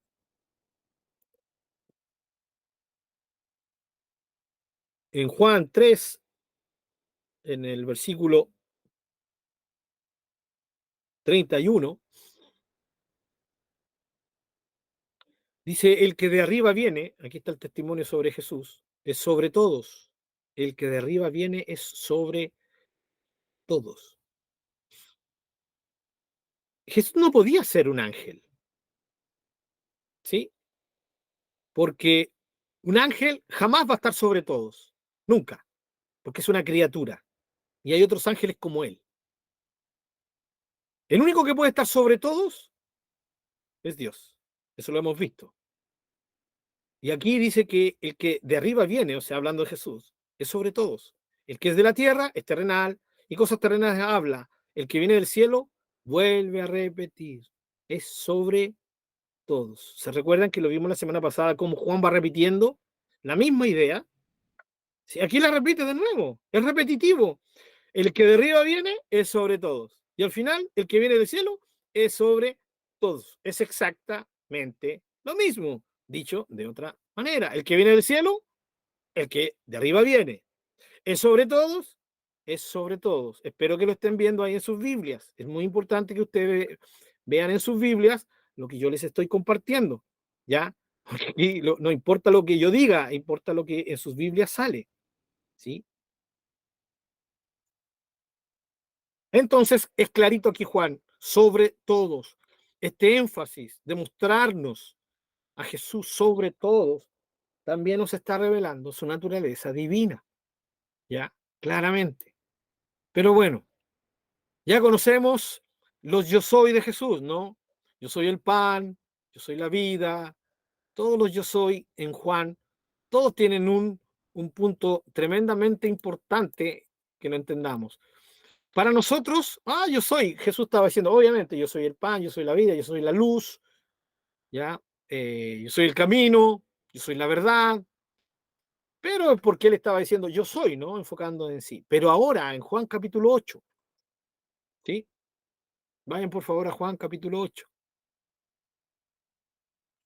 Y quiero con esto terminar el libro de Juan, hermanos, porque podríamos sacar muchas otras cosas fantásticas, maravillosas del libro de Juan, pero la idea es que ustedes puedan leerlo, pero vamos a terminar porque creo que aquí es uno de las cimas más potentes de Juan, en Juan 8:58, sobre su testimonio de que Jesús no es nada menos ni nada más que Dios. Juan 8:58, ¿sí? Bien, es muy importante que ojalá todos lo tengan. Espero que lo tengan. Quiero que escuchen, si quieren pueden anotar lo que voy a leer antes de leer ese versículo, ¿ya? en Juan capítulo 5, en el versículo 23, por favor, escúchenlo. No se vayan de Juan 8:58, muy importante. Solamente escuchen y pueden anotar este versículo para leerlo luego. Juan 5:23 dice, para que todos honren al Hijo como honran al Padre. El que no honra al Hijo no honra al Padre que le envió. Jesús con esto está hablando de que la honra que se le debe dar a Dios, se le debe dar a Él. ¿Sí? Esto es muy importante. Sigue en la misma idea el apóstol Juan de mostrarnos que la enseñanza de Jesús fue muy claro al mostrar quién era Él, ¿ya? ¿Quién era Él? ¿Sí? Ahora, luego, un poquito más adelante, Jesús, en el versículo 45, dice, no penséis que yo voy a acusaros delante del Padre. Hay quien nos acusa, Moisés, en quien tenéis vuestra esperanza. Porque si creyeseis a Moisés, me creeríais a mí, porque de mí escribió él. Pero si no creéis a sus escritos, ¿cómo creeréis a mis palabras? Juan da testimonio de que lo que Jesús le dijo a sus oyentes fue que Moisés daba testimonio de él. ¿Por qué? Porque escribió de él. ¿Qué significa esto? Que Moisés escribió del Mesías. Sí, estamos, espero que usted esté de acuerdo conmigo en eso, ¿no? Moisés habla del profeta, de que Dios levantaría un profeta y que el pueblo tendría que escuchar a ese profeta que Dios levantaría después de Moisés. Ahora, esta profecía de Moisés ya es importante que la entendamos en dos aspectos. Lo que el contexto está diciendo ahí, ya que Dios levantaría un profeta como Moisés, significa que de ahí para adelante Dios usaría a profetas para hablarle al pueblo, ya recordando que el pueblo no quiso escuchar directamente la voz de Dios. Entonces, como no quisieron escuchar directamente a Dios, entonces Dios levantaría profetas. Pero ese capítulo también tiene una perspectiva mesiánica, en el sentido de que todo el pueblo judío esperaba que apareciera un profeta, no solo uno más, sino que el profeta, ¿sí? Que sería el Mesías, nada más ni nada menos. Por eso cuando a Jesús le preguntan, ¿quién dicen que soy yo? Cuando Jesús pregunta a los discípulos, bueno, algunos dicen que eres el profeta o que eres un profeta, porque estaban esperando a él. Entonces, está bien. ¿Saben qué? Juan 5:46 dice que Moisés escribió del Señor, ¿ya? Y por supuesto, hablando del profeta. Pero quiero que entendamos un poquito más allá, ¿ya? Moisés escribió los primeros 5 libros de la Biblia, ¿ya?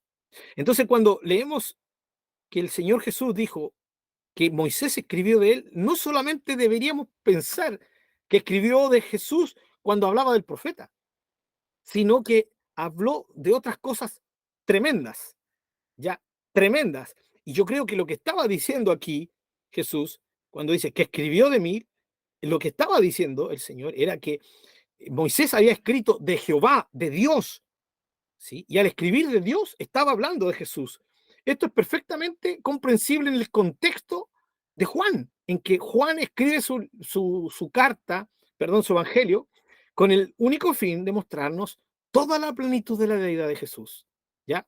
Bien, vamos entonces a Juan 8:58, pero antes mi hermano Marcelo, mi hermana Sandra, en este contexto, por favor.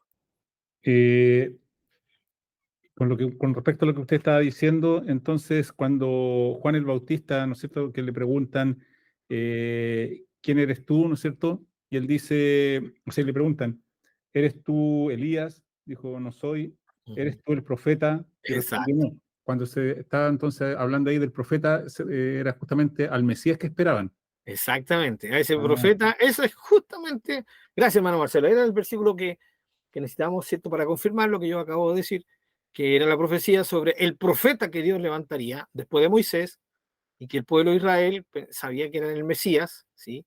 Que era un profeta a la altura de Moisés mínimo, no uno de los profetas, sino el profeta. Y ahí, en el libro de Juan, usted lo ha dejado muy clarito, hermano Marcelo, justamente se está refiriendo a esta profecía del profeta, ¿ya? Sí, hermano Marcelo. Eh, ahora, Juan 8:58, vamos entonces. ¿Qué dice Juan 8:58? El contexto ustedes lo pueden leer, hermano. Yo puedo leer el contexto sabiendo qué es lo que dice, perdón, leyendo este versículo, sabiendo muy bien el contexto, así que estoy muy convencido de lo que voy a decir, aunque es algo que ustedes ya han escuchado tal vez, y creo que lo hemos mencionado aquí, lo mencionamos cuando hablamos sobre el nombre de Dios. Juan 8:52 o 58 dice, Jesús les dijo, de cierto os digo, antes que Abraham fuese, yo soy. Tomaron entonces piedras para arrojárselas, pero Jesús se escondió y salió del templo y atravesando por en medio de ellos se fue. ¿Sí? La Biblia enseña en su contexto que, claro, querían apedrear al Señor ya antes. ¿Ya? Entonces él dice, bueno, ¿por qué obra me quieren matar, no? Entonces, pero aquí ya eh, es el extremo, porque el lenguaje que usa aquí el Señor Jesucristo, ¿ya? Es antes que Abraham fuese, yo soy. Esto es muy importante que entendamos que en el idioma en que se escribió Juan, no está, justamente está diciendo esto, yo soy. Es interesante porque para nuestro idioma, si Jesús quería mostrar que él tenía preexistencia, o sea, que Jesús existía antes de que Abraham existiese, hubiera bastado con que Jesús dijera, antes que Abraham fuese, yo era, ¿sí? Yo era antes de Abraham, o sea, yo existía antes de Abraham. Y con eso Jesús nos muestra que Él es un ser preexistente, ¿sí? Yo era. Pero Jesús no dice yo era o yo fui antes que Abraham. No ocupa el pasado.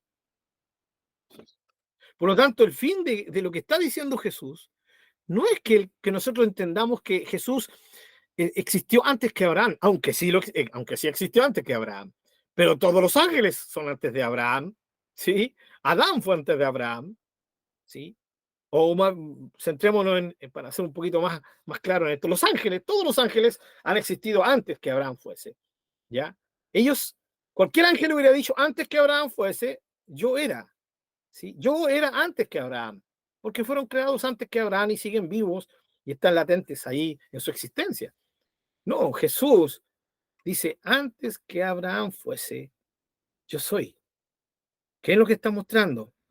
Sí, el Señor Jesucristo y Juan, al escribir estas palabras que no las registra ninguno de los otros evangelistas, lo que Jesús está diciendo es que Él no solo tiene preexistencia, no solo está diciendo que es antes y Él existía antes que Abraham, sino que Él está diciendo, yo soy en presente.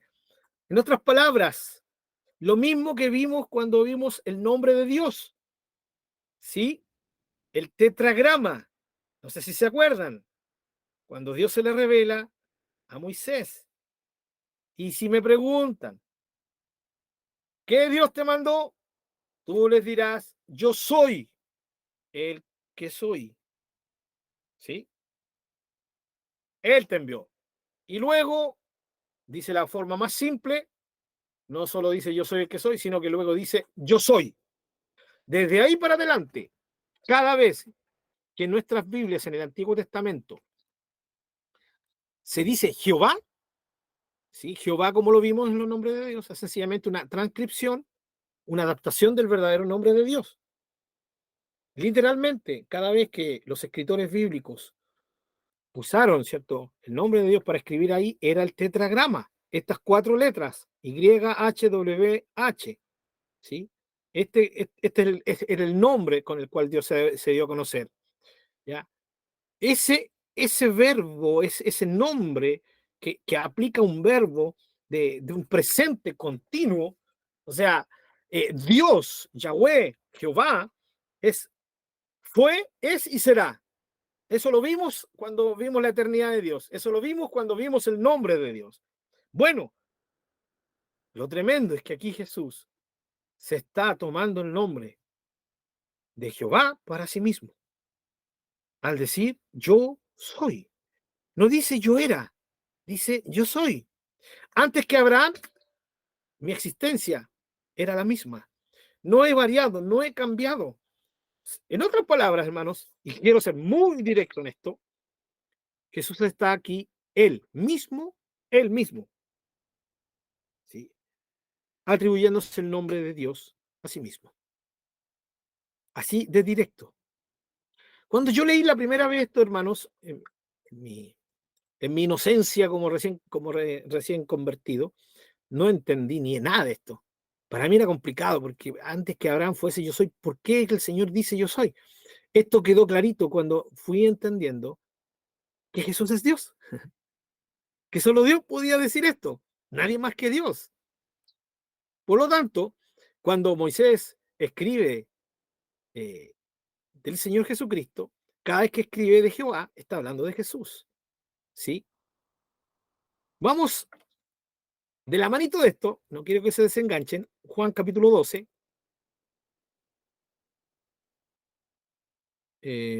Déjenme ver, Juan capítulo 12, déjenme ver, no. Sí, Juan capítulo 12.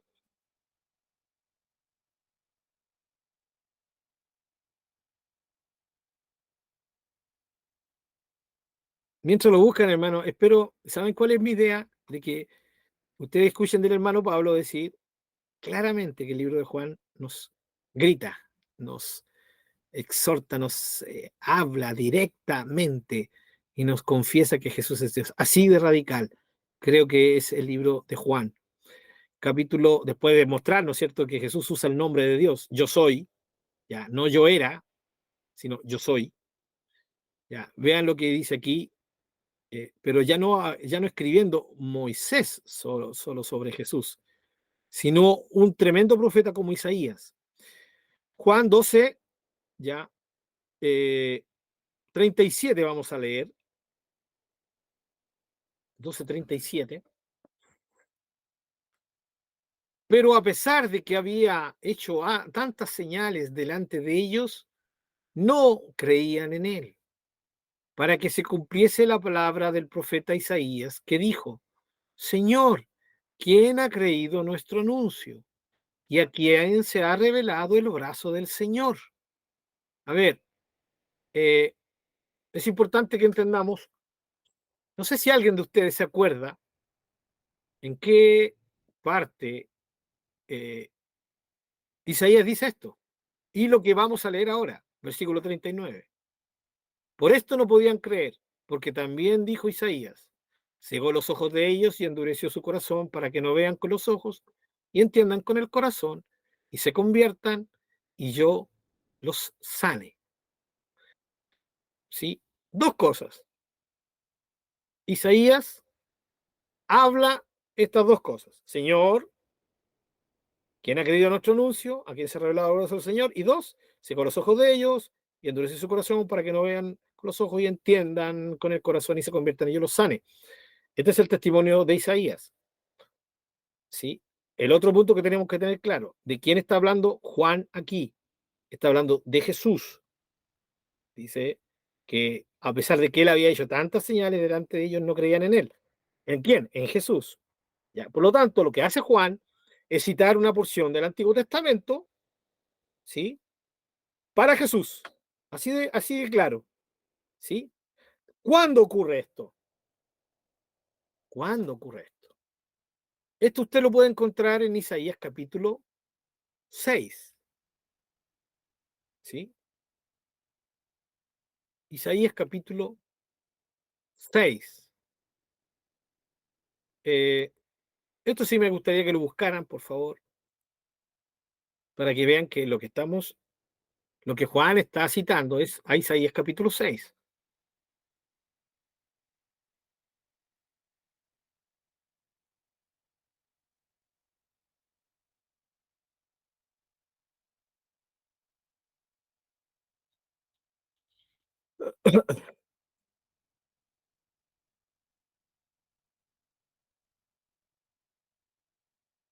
Bien, Isaías capítulo 6, versículo 1, dice: en el año en que murió el rey Usías, y yo vi al Señor sentado sobre un trono alto y sublime, y su falda llenaba en el templo, Por encima de él había serafines, cada uno tenía 6 alas, con 2 cubrían sus rostros, con 2 cubrían sus pies y con 2 volaban. Esto lo vimos también en los atributos de Dios, ¿sí? Y en los nombres de Dios. Y el uno al otro daba voces diciendo: Santo, santo, santo, Jehová de los ejércitos, toda la tierra está llena de su gloria. Y los quiciales de las puertas se estremecieron con la voz del que clamaba, y la casa se llenó de humo. Entonces dije: ay de mí que soy muerto, porque siendo hombre inmundo de labios y habitando en medio del pueblo que tiene labios inmundos, han visto mis ojos al Rey, Jehová de los ejércitos. Está clarito aquí el contexto que se nos dice que quien está mostrando su gloria aquí es Jehová, Rey de los ejércitos. Está clarito, ¿no? Y voló hacia mí uno de los serafines, teniendo en su mano un carbón encendido, tomado del altar con unas tenazas, y tocando con él sobre mi boca, dijo: he aquí que esto tocó tus labios, y es quitada tu culpa y limpio tu pecado. Después oí la voz del Señor que decía: ¿a quién enviaré y quién irá por nosotros? Entonces respondí yo: heme aquí, envíame a mí. Y dijo: anda y di a este pueblo, oíd bien, no entendáis. Ved, por cierto, mas no comprendáis. Engruesa el corazón de este pueblo y agrava sus oídos y ciega sus ojos para que no vean con sus ojos, ni oiga con sus oídos, ni su corazón entienda, ni se convierta, y allá para él sanidad. ¿Sí? Eso es lo que Juan está citando, ¿ya? Justamente donde lo vimos recién, en Juan capítulo 12, ¿ya? Es exactamente lo que está citando en Isaías, en la segunda parte de esta cita. Cegó los ojos de ellos, endureció su corazón para que no vean con los ojos. Esto es una forma, como nosotros hoy día le llamaríamos, ¿cierto?, una paráfrasis de lo que dijo Isaías. Ahora, fíjense lo que dice Juan, capítulo 12, versículo 41. Volvemos a Juan, por favor. Juan 12, 41. Isaías dijo esto cuando vio su gloria y habló acerca de él. Hermanos, Juan nos acaba de decir que a quien vio Isaías, y lo describe Isaías en su capítulo 6, ¿sí?, de su profecía, que nosotros acabamos de ver, que lo que vio Isaías fue la gloria de Jehová, Rey de los ejércitos. Juan dice que a quien vio Isaías, o lo que vio Isaías en ese momento, fue la gloria de Jesús, del Señor Jesucristo. Así como Moisés escribe del profeta, pero también da testimonio del nombre de Dios, y Jesús toma ese nombre y se lo atribuye a sí mismo, ¿sí?, dejando absolutamente ni una mínima duda de que él estaba diciendo: yo soy Dios. Y ahora más encima, Juan toma uno de los pasajes más potentes del Antiguo Testamento, de una visión de la gloria de Jehová, Rey de los ejércitos, y dice que este es un testimonio, Isaías capítulo 6, de la gloria del Señor Jesucristo. ¿Sí? Así de radical es Juan. Juan no nos da ninguna posibilidad más que llegar a una conclusión, ¿sí?, total, de que Jesús es Dios, ¿sí? De que Jesús es Dios. Volvemos a nuestro punto de partida. El Padre de partida, el Padre hablando en el cielo, sin lugar a dudas, Dios. El Señor Jesucristo en la tierra, otra persona. Son dos personas diferentes. Pero el que está arriba dando testimonio es Dios. Y según Juan, el que está, ¿sí?, siendo bautizado y el que está saliendo de las aguas del bautismo, también es Dios. También es Dios. Por lo tanto, mis queridos hermanos, lo único que estamos haciendo es seguir con el libro de Juan para comprender cuál es el fin de Juan. El fin de Juan es no dejar duda, como lo acabo de decir, de que Jesús es Dios. Cuando yo leo el libro de Juan bajo una perspectiva de la triunidad de Dios, es maravilloso. No se produce ningún problema en mi mente. Ninguno. Pero cuando yo voy al libro de Juan y voy sin una perspectiva de la triunidad de Dios, se me complica un mundo, todo. ¿Cómo es posible que Jesús haya dicho, yo soy? ¿Cómo es posible que Jesús haya dicho, sí, que Juan haya dado testimonio de que quien vio Isaías ahí y lo describió en Isaías capítulo 6 era nada más que la gloria de Jesús?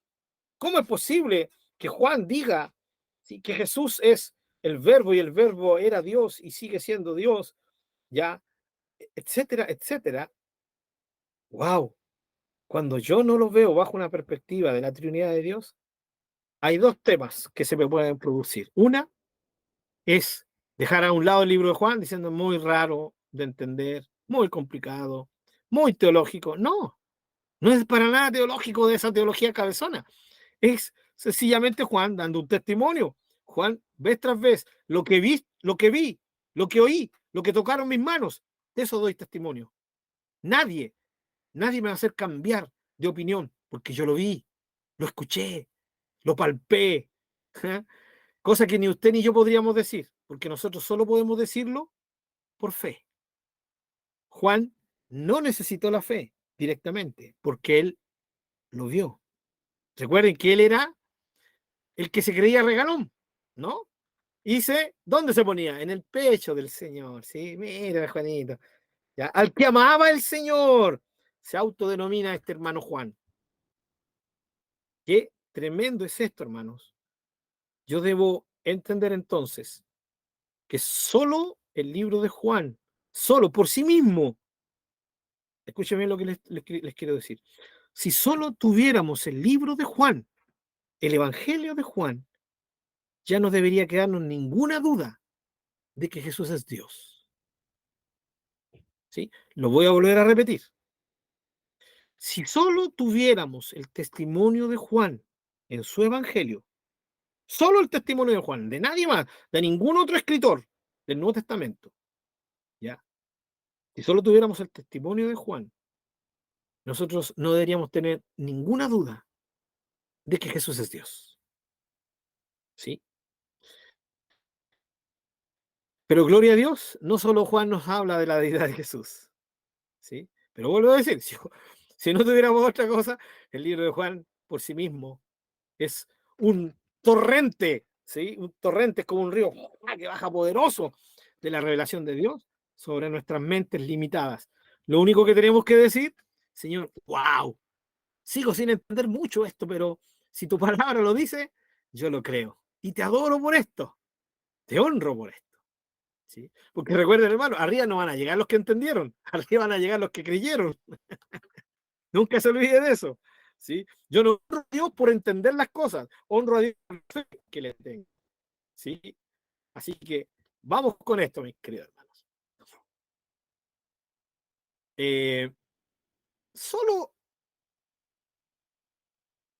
Solo para dar un dato más en Juan y para terminar en Juan, vamos a ir al final de Juan, por favor, acompáñenme, ya cuando Jesús resucita, por favor. Sí, Juan, Juan capítulo 20, por favor.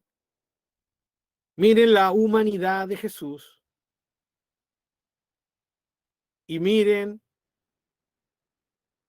la deidad de Jesús en los versículos.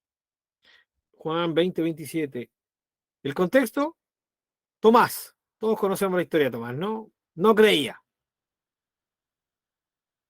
Ahora, Tomás no estuvo la vez anterior que Jesús apareció, pero ahora sí.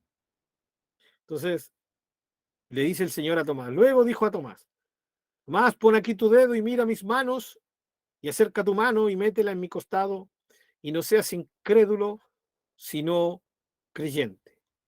Aquí está la humanidad de Jesús. Jesús resucitó como tan tanto así que están sus manos, su costado herido, ¿sí? Sus pies, como prueba de que él había resucitado. ¿Sí? ¿Quién resucita? El humano Jesús, ya, como hombre. ¿Y qué dice Tomás al ver esto? Juan 20:28, esta palabra memorable de Tomás. Entonces Tomás respondió y le dijo, Señor mío, bueno, todo que estuvo con Jesús, él le decía, Señor, maestro. Bueno, no es tan tremendo que le haya dicho Señor mío aquí, pero el segundo título que atribuye Tomás a Jesús es tremendo. Y Dios mío, Señor mío y Dios mío. ¿Ya? ¿Qué es lo que hubiera hecho un simple humano? Le hubiera dicho, por favor, yo no soy Dios, ¿sí? Y lo hubiera corregido. La pregunta es, ¿Jesús corrige a Tomás? No lo corrige. Jesús acepta estos dos títulos de Tomás, Señor y Dios. No lo corrige, todo lo contrario. Dice en el versículo 29, Jesús le dijo, porque me has visto, Tomás, creíste. Bienaventurados los que no vieron y creyeron. Y hermanos queridos, déjenme darle un dato sobre esto. Ustedes van a escuchar a las personas que no creen que Jesús es Dios, cuando ustedes citen este versículo, van a decir lo siguiente. No, pero si lo que Tomás hizo fue una expresión así como cuando a uno le da miedo, ¿no? Y le van a poner este ejemplo. A ver, usted nunca le ha dado miedo y usted ha dicho, ¡ay, Dios mío! ¿Sí? Cuando se ha encontrado con algo terrorífico, ¡ay, Dios mío! ¿No? De la misma manera, Tomás expresó, Señor mío, Dios mío. O sea, fue una expresión de miedo, de asombro. Saben que esta explicación tiene un tremendo problema. Cualquier judío, incluyendo Tomás, jamás, por nada del mundo, se le hubiera pasado por la mente, ¿sí?, usar el nombre de Dios en vano y decir, solo por decir, ay, Dios mío, porque me asusté, Dios mío. No, no, no, el judío no es como el chileno. ¿Sí? Los chilenos podemos decir, ay, Dios mío, ay, mi Jesús, ¿sí? Ay, mi rey, y citamos el nombre del Señor cuando nos da miedo. Pero un judío no, menos en ese tiempo. Eso era blasfemia. Ellos sabían que podían, si ocupaban o decían algo así, más a un hombre cualquiera, o por cómo haya sido, hayan ocupado el nombre de Dios, para ellos significaba morir apedreados. Era blasfemia. Por eso querían apedrear a Jesús y matarlo. Entonces era imposible, fue imposible que Tomás, por miedo, le dijera, Señor mío y Dios mío. Lo que Tomás dice aquí es un reconocimiento. Hermanos, Tomás había visto, la última vez que vio a Jesús, ¿saben cuándo fue? ¿Se recuerdan o no? Fue en el Getsemaní. ¿Sí? Ahí estaba Tomás. Estaba con el Señor. Y de repente apareció Judas, le dio un beso, ¿cierto? Lo tomaron preso. ¿Y qué hizo Tomás? Lo mismo que los otros 11. Salió arrancando.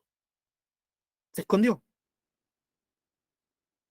No sabemos. Tal vez a lo lejos lo vio crucificado, pero la Biblia no nos dice nada de eso. Pero la última vez que vio a Jesús así, cara a cara, fue ahí, esa noche, en el Getsemaní. Entonces, sí, lo ve arrestado, sabe muy bien después que a Jesús lo matan, que Jesús se muere, que Jesús es sepultado, y Tomás está convencido de eso.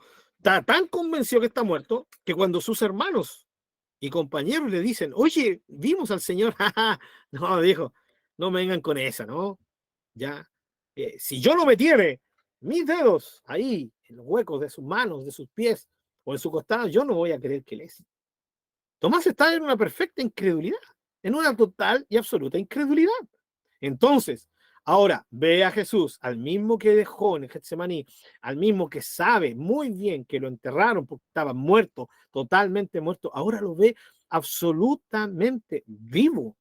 Y no solamente vivo, sino que mostrándole pruebas de que él estaba vivo y era el mismo Señor, ¿sí?, al cual él había abandonado hace unas noches antes. Y ante esta revelación, Tomás llega a una conclusión, ¿sí? Y le dice, tú eres mi Señor y eres mi Dios. Y Jesús le dice, no, soy tu Señor, pero no tu Dios, ¿no? Jesús no lo corrige. Más encima le dice, porque has visto, Tomás, creíste, bienaventurados los que no vieron y creyeron, ¿sí? Los que no vieron y creyeron, no solo que Jesús estaba resucitado, sino que Jesús era Señor mío y Dios mío.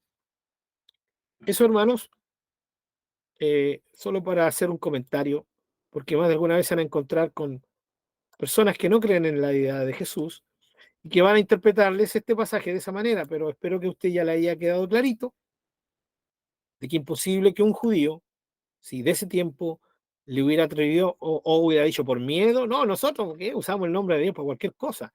Los judíos no, para ellos era penado por la ley. Bien, ¿cómo vamos hasta ahora? Espero que vayamos bien. ¿Tienen alguna pregunta? Por favor, háganla ahora. Se nos está terminando nuestro tiempo de hoy.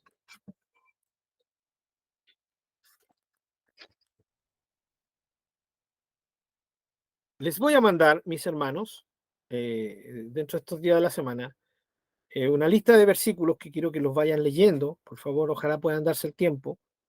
Sí, porque como dijimos hoy, si solo a Juan tuviéramos como testimonio de la deidad de Jesús, sería más que suficiente, hermanos, con todo lo que hemos visto en Juan, ¿ya? Sin embargo, hay muchas citas, ¿ya? En el Nuevo Testamento donde se nos enseña que Jesús claramente es Dios. Recuerden, ¿por qué estamos viendo esto? Ya lo estamos viendo porque la hermana Sandra reclamó que no habíamos hablado de Jesús. No, no, no es por eso. Es porque no podemos hablar de la Trinidad sin afirmar que Jesús es Dios y que el Espíritu Santo es Dios y que la Escritura nos enseñe esto, ¿sí? Porque vuelvo a decir, como creo que lo dije al principio, si es que no me equivoco, no sé si al principio o a mitad del estudio ya, hermanos queridos, la revelación de la triunidad de Dios, ¿sí?, se manifiesta a través de la Escritura, ¿sí? A través de la Escritura. No es una doctrina que nosotros digamos, solamente aquí en este versículo lo dice. No, no. Tenemos que ir a toda la Escritura, ¿sí?, especialmente todo lo que es la revelación perfecta del Nuevo Testamento, y vamos a ver claramente que Jesús es Dios, que el Padre es Dios, y como lo vamos a ver en su momento también, que el Espíritu Santo es Dios. ¿Ya? Muy bien. Eh,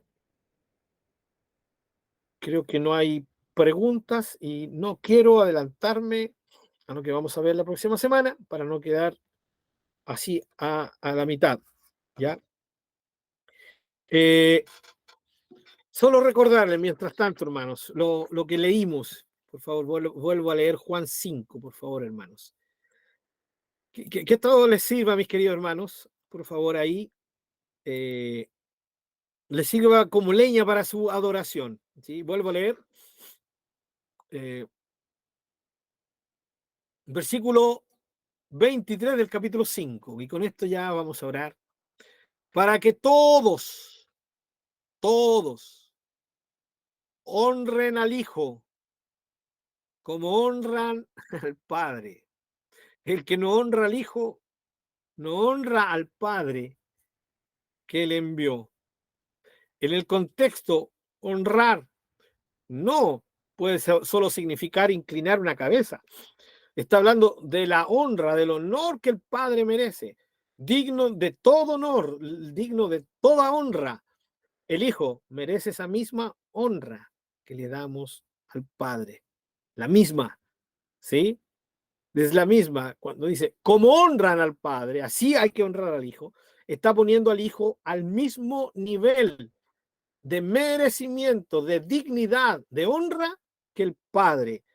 Así que mis amados hermanos, vamos esta semana a honrar al Hijo como honramos al Padre. En su oración, dedique un tiempo para adorar y adore al Hijo como se adora al Padre. Así de glorioso es nuestro Dios, que el Padre no se pone celoso. Cuidado con eso, hermano. Uy, ¿será que he orado mucho a Jesús? ¿Será que he adorado mucho a Jesús y he mencionado poco al Padre? ¿Ya? O lo otro, wow, ¿cuándo fue la última vez que adoré al Espíritu Santo? Suena raro adorar al Espíritu Santo. No, hermanos, eh, recordemos que el Padre quiere que honremos al Hijo. Y aquí entre ellos no hay un problema de celo, porque eso es tan humano en nosotros, ¿no? Eso de, como nosotros somos celosos, creemos que Dios puede ser celoso. Ya, así que no tenga temor de adorar a Jesús, siempre y cuando tengamos la perspectiva de la triunidad. Esa es la diferencia entre el hermano Pablo, ¿sí?, que le dice: usted adore a Jesús, honra a Jesús, si todo es por Jesús, todo es para Jesús, ¿sí? La diferencia entre el hermano Pablo, que le ha dicho todo esto, ya, y un solo Jesús. ¿Cuál es la diferencia entre un solo Jesús y yo? La diferencia es que yo creo en un Dios triuno. Y cuando enfoco mi vida en darle toda mi adoración a Jesús, al dársela a Jesús, yo honro al Padre y honro al Espíritu Santo. Lo mismo vamos a decir cuando lleguemos al Espíritu Santo, hermano. ¿Sí? Mientras tanto, sigamos con el Señor Jesucristo como el centro de nuestra atención hasta este momento. Bien. Amén. Espero que no haya ninguna duda. Recuerden que las pueden hacer. Y con la ayuda del Señor nos estamos encontrando el próximo lunes. Pastor, Sí, hermana Miriam, por favor. termine una consulta que estamos aquí debatiendo. Vamos a comentar.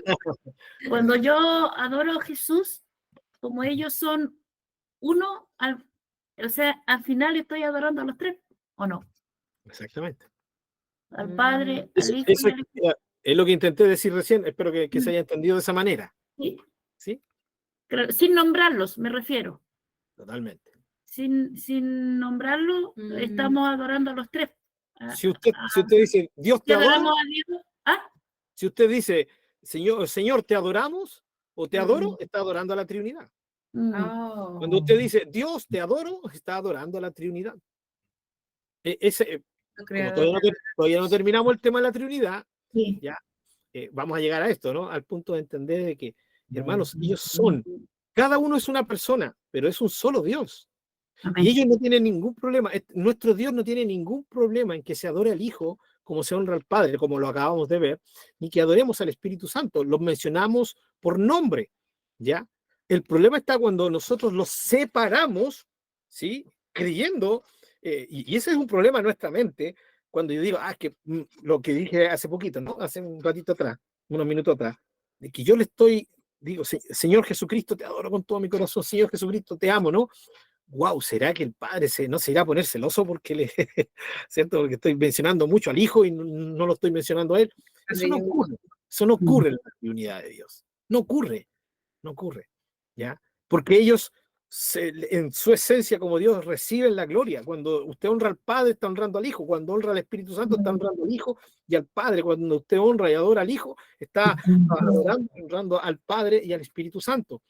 Esa es la idea de la triunidad de Dios. ¿Ya? Yo sé que para muchos de nuestras mentes esto suena raro, ¿ya? Por eso yo le decía, ¿se acuerda cómo terminé? Dije, la única diferencia que existe entre el hermano Pablo, ¿sí? Que adora a Jesús, ¿sí? Y que en todo el estudio le ha dado con Jesús, que parece solo Jesús. Solo hay una diferencia entre el solo Jesús, los que no creen en la Trinidad, ¿ya? Y el hermano Pablo. Y en este caso con usted también, ¿sí? Y es que yo creo en un Dios triuno. Creo claramente en tres personas diferentes, pero que son solamente un Dios. Ahora, que esto no lo puedo entender mi mente, no lo puedo entender completamente mi mente, por supuesto, y qué glorioso que sea así, porque esto me muestra que mi Dios realmente es como Él dice, incomparable, tan grande que no lo puedo meter aquí en mi cabecita. ¿Sí? En cambio, la persona que solamente cree en Jehová como el testigo de Jehová o el solo Jesús, y ellos logran entender todo esto porque dicen, no, Jesús se disfraza del Padre después del Espíritu Santo, así que me queda clarito, sencillamente han logrado meter a Dios aquí en su mente. Qué tremendos son ellos, ¿no? Pero yo no soy tan tremendo y me gozo con tener a un Dios que más allá, ¿cierto?, que va más allá de mi comprensión humana.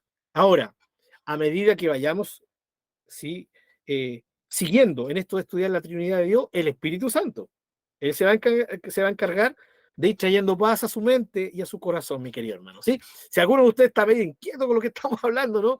Porque tal vez no es lo que le enseñaron, tal vez lo que no creía. Churra, este hermano Pablo me está dejando más confundido. Yo pensé que ya la tenía clarita y ahora me dejó más. Ahora sí que estoy confundido. Tranquilo, que esta no es una obra del hermano Pablo. Esta es una obra de la palabra de Dios y del Espíritu Santo a través de la palabra de Dios. Lo único que usted tiene que decir, hermano Pablo, creo que me quedan claras dos cosas. Una, solamente hay un Dios. Sí, correcto, hay un solo Dios. Ya, y el Padre es Dios, sí, y el Hijo es Dios, sí. Listo, hasta ahí vamos. ¿Sí? Tenemos que creerlo. Juan nos dejó más claro, no tengo ningún derecho a dudar de lo que dijo Juan. Juan me dejó clarito que el verbo, que Jesús es Dios, que el Padre es Dios, pero son personas diferentes.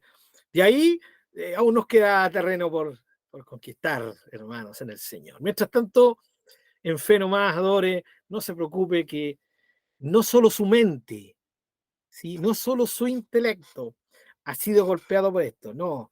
Esto ha sido, todo intelecto humano ha sido golpeado por una doctrina como esta. Los grandes teólogos fueron golpeados, ¿sí?, por una doctrina como la Trinidad.